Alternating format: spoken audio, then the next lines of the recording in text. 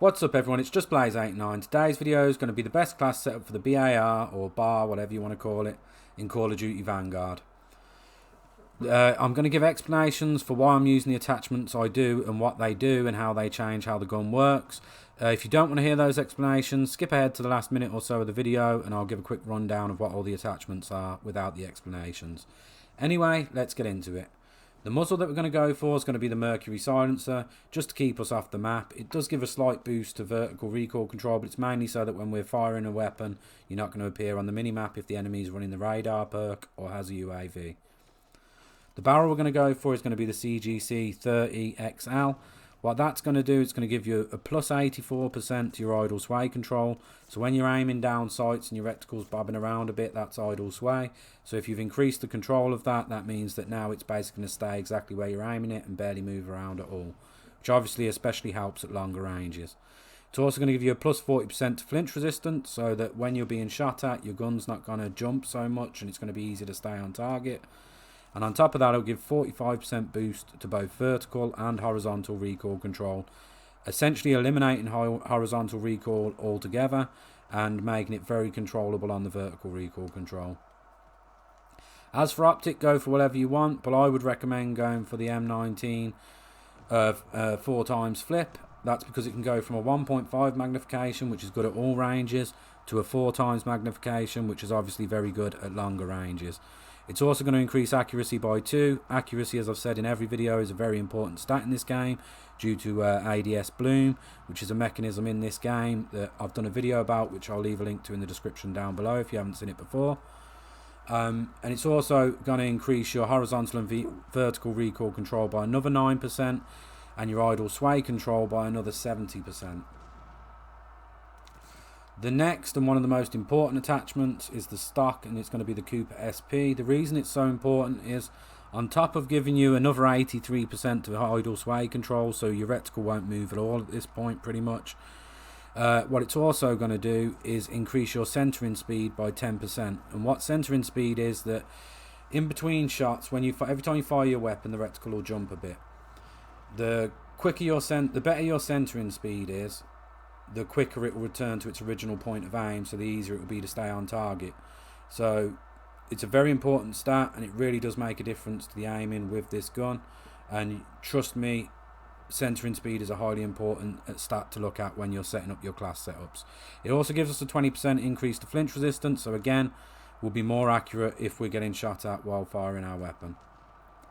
Under barrel is going to be the M3 Ready Grip. What that's going to do is increase our sprint to fire time, aim down sights time, and our aim down sights walking speed. Magazine, we're going to go for the 50 BMG 30 round mags.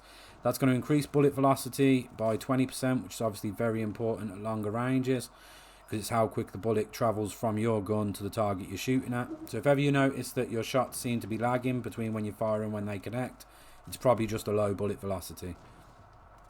It's also going to increase the damage range by 22%, so it's basically got no damage drop off at all at range pretty much, and that's including across the map. Damage is going to go up to 68 because it's increasing it by 70%, so with 100 health in this game, 68 per bullet means that you're guaranteed a 2-shot kill at pretty much any range.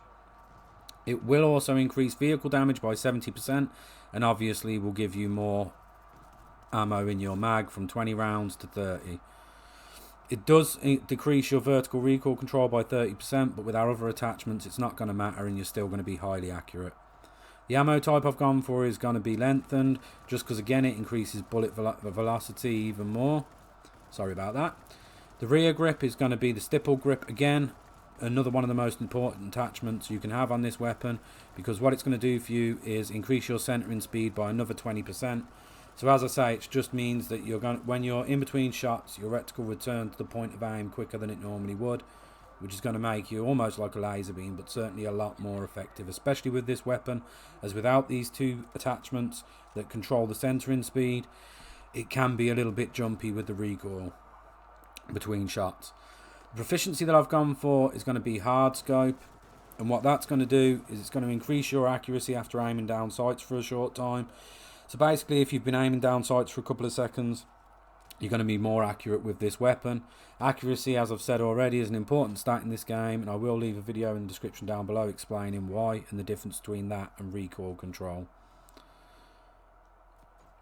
The final one is going to be the kit, and as the kit we're going to go with fully loaded just to give us more ammo. It's going to give us another 3 magazines worth of ammo, so it's just useful to have so we don't run out of ammo.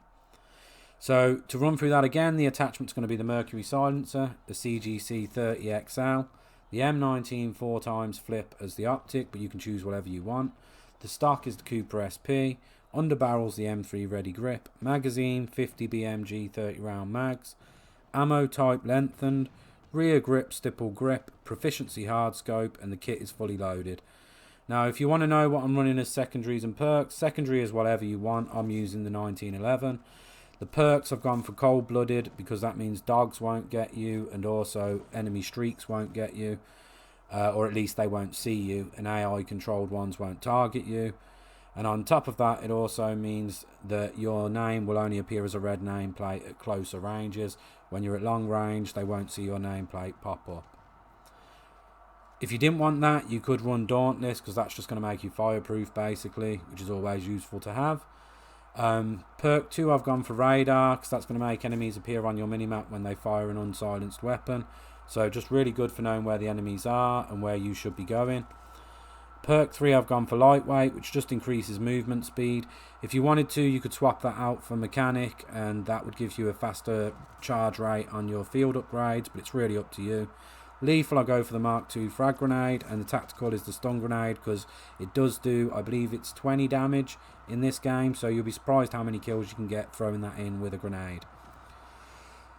Field upgrades, go for whatever you want. I would go for either the shield or the dead drop. It's up to you. Dead drop is so broken it's unreal because it just essentially makes it very easy to get big streaks, and obviously the deployable cover, you can get some interesting spots on the map for some good lines of sight. Anyway, I hope you enjoyed this video. If you did, don't forget to leave a like, and I will see you in the next one. Peace.